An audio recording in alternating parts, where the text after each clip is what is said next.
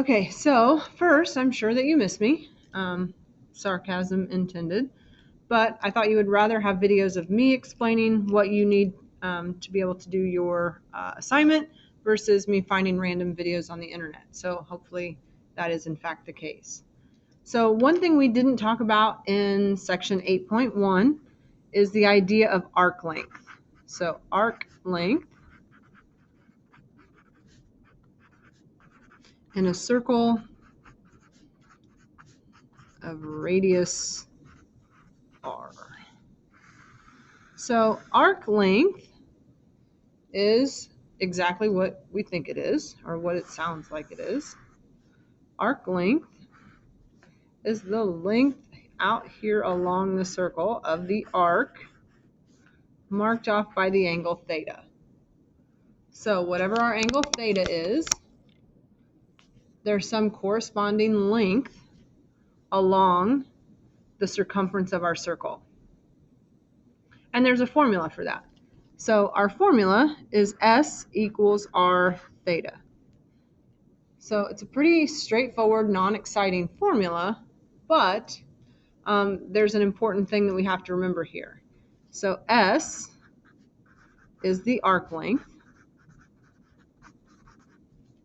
R is the radius.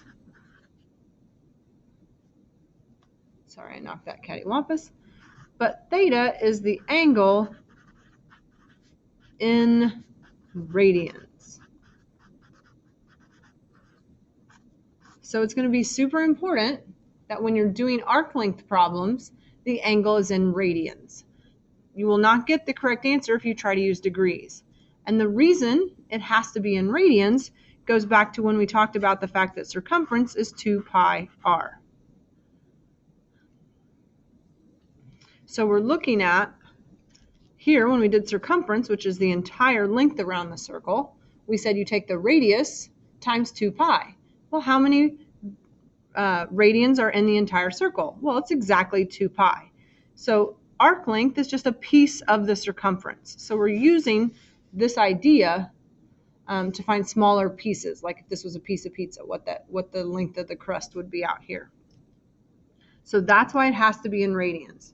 So what we're going to have to remember is that you always want to convert. If it's given to you in degrees, you have to convert it to radians first. So there's not going to be a lot of problems from this section on your assignment, or if there's one or two, if we would have a quiz later. But I just wanted to go back and pick this up now that we're using radians a little bit more, so that you're a little more comfortable with that idea. So we're just going to do one example on this, and then I'll move on and talk about the other section for today. So if we want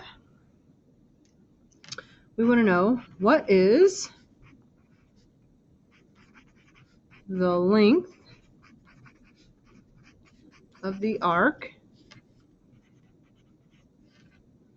cut off, there's not two T's in cut off by an angle of 120 degrees on a circle of radius 12 centimeters. So if you want to draw a picture of a circle, you certainly can. If you don't want to, you don't really have to, because we're looking for arc length. So we know it's going to be S equals R theta. S is what I'm trying to find. The radius is 12. And theta is the angle, but it's in radians. So I have to take 120 degrees and convert it to radians.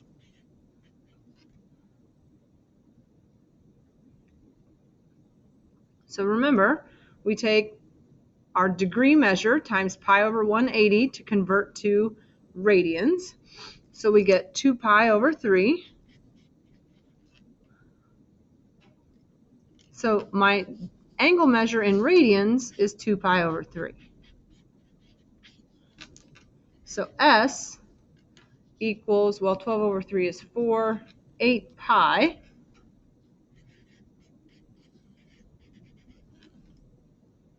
So the arc length would be 8 pi. But I'm totally okay in this type of problem unless it says the word exact. If it says what is the exact length, you have to leave the pi in there. But really, when we're measuring distance, very seldom do we leave things in terms of pi.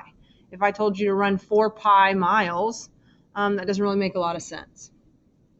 So in that instance, things like this, I would be fine with you giving me a rounded decimal. So it didn't say exact in the problem.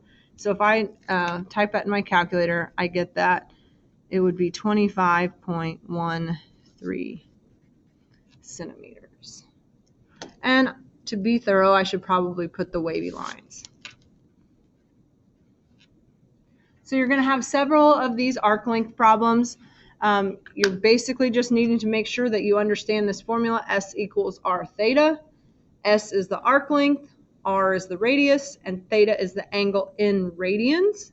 And depending on what they give you, you might have to rearrange that formula just a little bit. They might give you the arc length and the angle, and you have to solve for the radius. But you guys are pretty good at algebra, so I think you shouldn't have a problem with that.